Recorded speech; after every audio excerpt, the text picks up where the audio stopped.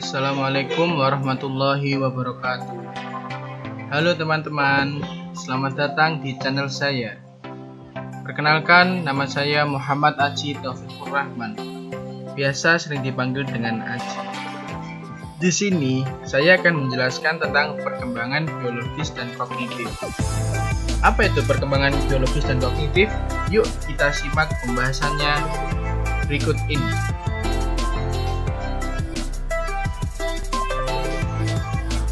Sebelum kita masuk ke materi, kita kenali dulu masa remaja. Apa itu masa remaja? Masa remaja adalah masa peralihan dari masa kanak-kanak menuju kedewasaan. Kapan tanda-tanda seorang anak mengalami masa remaja?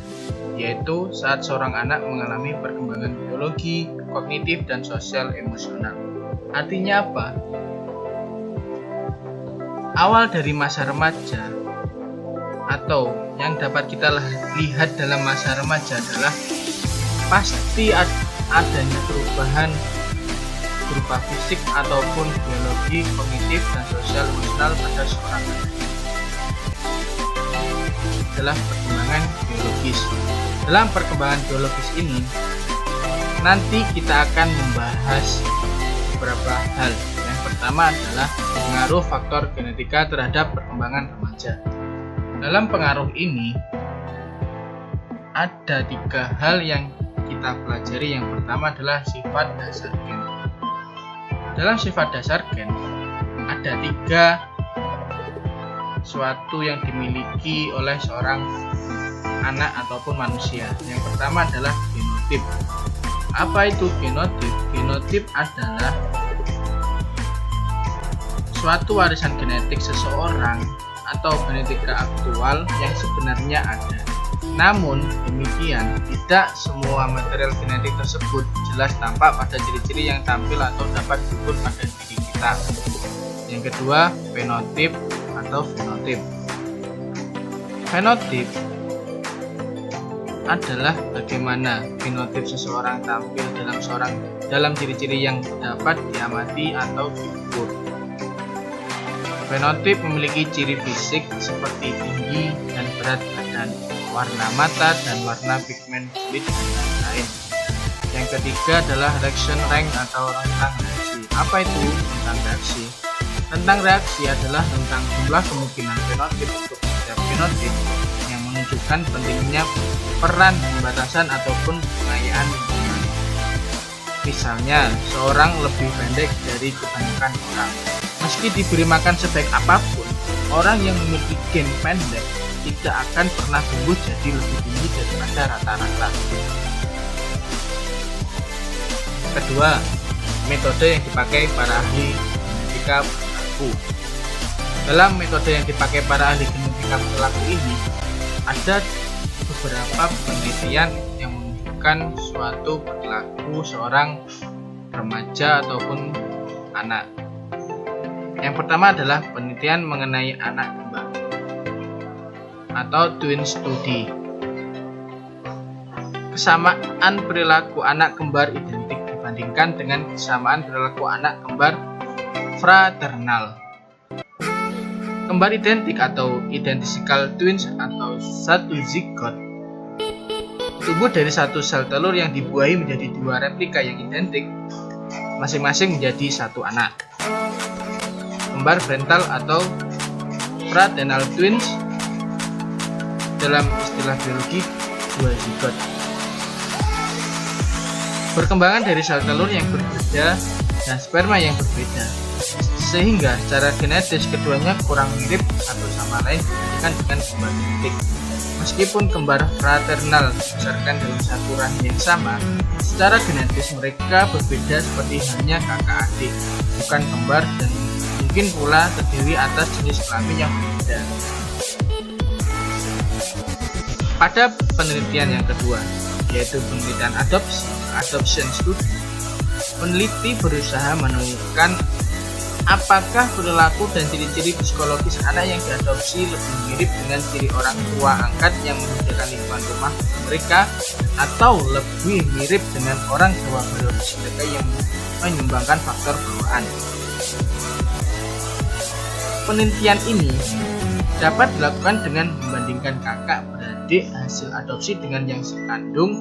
Pada saat penelitian ditemukan bahwa tingkat pendidikan orang tua biologis merupakan predikat yang lebih baik bagi EQ anak angkat ketimbang EQ orang tua angkat si anak. Ketiga, temperamen. Dalam temperamen kita akan mempelajari 3 karakteristik sebuah mental anak. Yang pertama, anak bertemperamen mudah. Anak yang memiliki bertemperamen mudah biasanya memiliki suasana hati positif, mudah mengikuti aturan atau kegiatan keseharian umum, dan mudah menyesuaikan diri terhadap pengalaman baru. Itu yang dimaksud dengan bertemperamen mudah. Sedangkan anak bertemperamen sulit atau difficult biasanya cenderung bereaksi negatif dan banyak mengeluh atau rewel, kegiatan rutin keseharian tidak teratur, dan lambat penyesuaian diri dengan pengalaman baru. Berbeda lagi dengan bertemperamen lambat dengan menghangat. Bertemperamen lambat dengan menghangat berbeda mudah dan bermanfaat.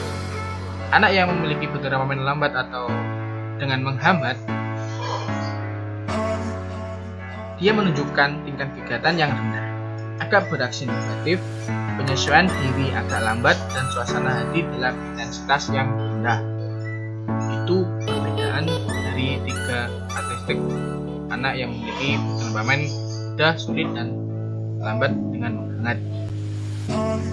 Interaksi, faktor bawaan lingkungan, dan perkembangan. Dalam interaksi ini kita akan mempelajari hal. Yang pertama, interaksi kognitif dengan pasif lingkungan, kognitif edukatif lingkungan, kognitif aktif dengan lingkungan. Apa maksud dari semua itu? Interaksi kognitif dengan pasif lingkungan biasanya terjadi saat orang tua yang memiliki hubungan genetis dengan anak memberikan lingkungan pengasuhan pada anak. Misalnya, orang tua memiliki genetik cerdas dan cakap membaca. Karena mereka cakap membaca dan menikmati kegiatan membaca, mereka menyediakan buku bacaan bagi anak mereka, sehingga anak mereka juga akan lebih cenderung menjadi anak yang cakap membaca dan menikmati kegiatan membaca. Beda lagi dengan interaksi genotip edukatif dengan lingkungan. Interaksi ini biasanya terjadi karena genotip anak akan menimbulkan jenis lingkungan fisik dan sosial tertentu. Misalnya, anak yang aktif dan suka tersenyum akan lebih banyak mendapat perangsangan sosial ketimbang anak yang pasif dan pendiam. Beda lagi juga dengan interaksi genotip aktif dengan lingkungan. Interaksi ini terjadi saat anak dan remaja menjalani lingkungan ataupun menjelajahi lingkungan yang mereka pandang menarik dan menantang. Pemilihan ini berkaitan dengan genotip tertentu yang mereka miliki. Misalnya, sebagian remaja karena genotipnya lebih terampil di bidang musik, maka akan cenderung lebih banyak memanfaatkan waktu dalam lingkungan musikal di mana mereka dapat menampilkan keterampilan mereka dengan baik. 2. Pengaruh lingkungan yang terbagi atau tak terbagi. Dalam pengaruh lingkungan yang tak terbagi atau terbagi, seorang anak akan melakukan sebuah pengalaman-pengalaman dalam lingkungan. Pengaruh lingkungan terbagi biasanya anak yang juga dialami oleh orang lain. Misalnya, kepribadian dan orientasi intelektual orang tua mereka, kelas sosial keluarga, dan lingkungan tetangga sekitar tempat mereka. Sedangkan pengaruh lingkungan tak terbagi, biasanya anak mempunyai pengalaman unik yang di dalamnya sendiri, yang di dalamnya dia mengalaminya sendiri, baik di dalam maupun di luar lingkungan keluarga, yang tidak dialami oleh kakak atau adik. Kesimpulannya, remaja memerlukan lingkungan meski hanya untuk sekedar ada di dunia. Faktor bawaan dan lingkungan bekerja sama untuk menghasilkan kecerdasan, temperamen, tinggi badan, berat badan, dan lain-lain. Tanpa gen tidak ada remaja, tanpa lingkungan tidak ada remaja. Pertumbuhan fisik pada remaja. Pada ciri umum pertumbuhan fisik pada remaja ini, ada 2 tahap yang akan kita pelajari. Yang pertama adalah 4 kurva tumbuh kembang. 4 kurva tumbuh kembang memiliki antara lain yaitu pertumbuhan fisik umum, organ reproduksi, otak dan kepala, serta kelenjar limfoid. Artinya apa? Seorang anak yang mulai melakukan fase atau masa remaja pasti melakukan perubahan fisik ataupun pertumbuhan fisik umum, organ reproduksi otak dan kepala serta kelenjar limfoid. 2 faktor-faktor yang mempengaruhi kurva pertumbuhan. Dalam faktor-faktor ini, kecepatan kematangan yang berbeda, pengaturan berdasarkan umpan balik akan dialami oleh seorang anak. Kecepatan kematangan yang berbeda akan diketahui atau terjadi pada bagian-bagian tubuh yang berbeda. Misalnya, selalu lebih cepat berkembang daripada badan. Kepala selalu lebih cepat berkembang daripada badan, dan badan selalu lebih cepat matang daripada anggota badan. Berbeda lagi dengan pengaturan berdasarkan umpan balik. Penyesuaian diri struktur biologis terhadap umpan balik itu biasanya seperti sekresi kelenjar pituitari mempengaruhi berbagai kelenjar lain seperti kelenjar tiroid dan kelenjar seksual. Sekresi pituitari disesuaikan dengan tingkat hormon pada kelenjar lainnya. Saat sekresi kelenjar mencapai kadar yang tepat atau memadai, kelenjar pituitari mengatur keluarnya agar tetap berada dalam keseimbangan yang sudah tercapai.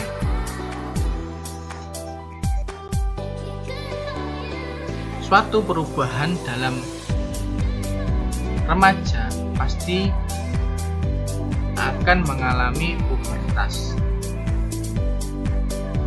Yang dalam pubertas ini kita akan mempelajari 3 hal. Yang pertama adalah batasan dan determinan pubertas. Dalam batasan determinan pubertas ini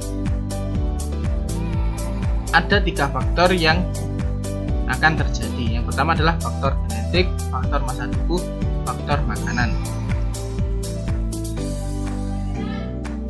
2. Perubahan hormonal.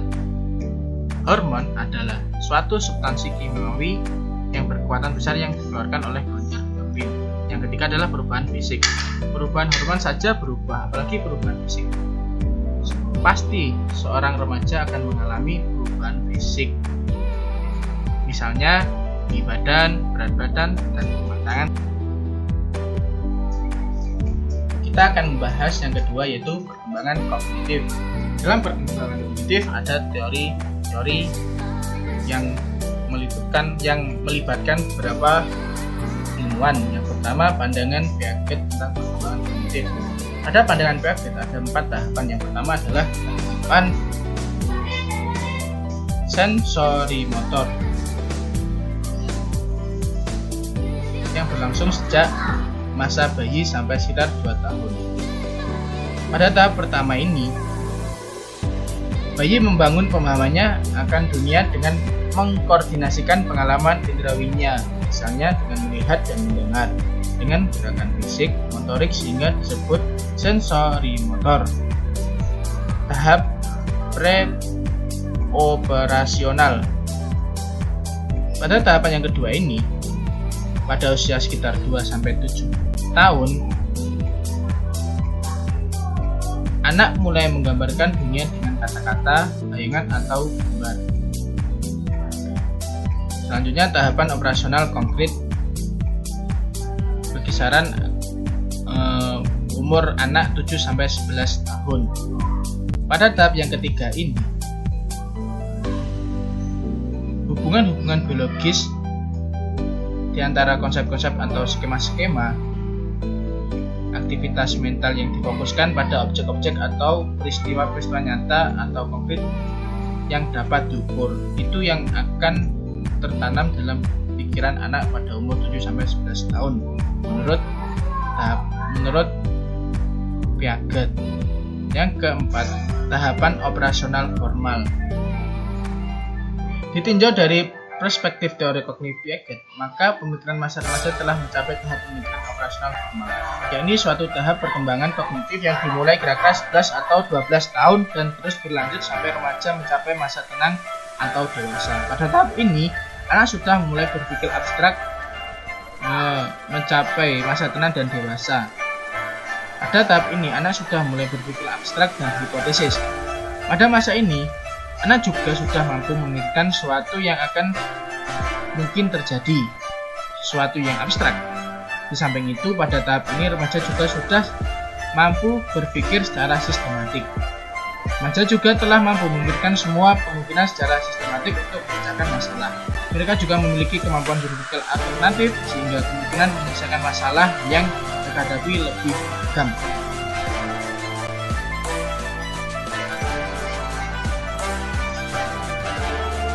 Brunner. Menurut pandangan Brunner tentang perkembangan kognitif adalah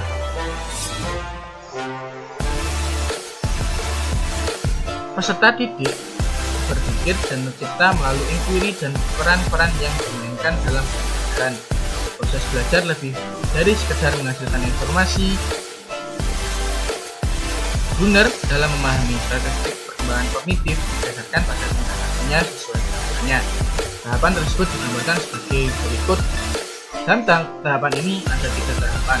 Yang pertama, tahap enaktif, yaitu di mana seorang anak mulai memperoleh informasi atau pengetahuan melalui respon motorik.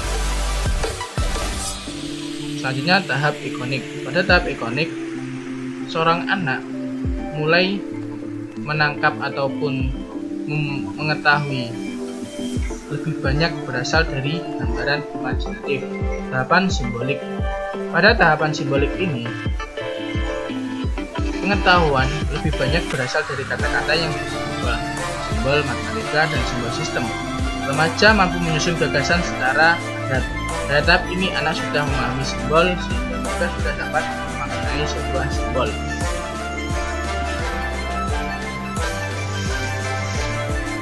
Menurut Brunner, dia menyatakan anak-anak akan belajar dengan baik jika pembelajaran yang dilakukan bermakna dan relevan dengan hidup anak.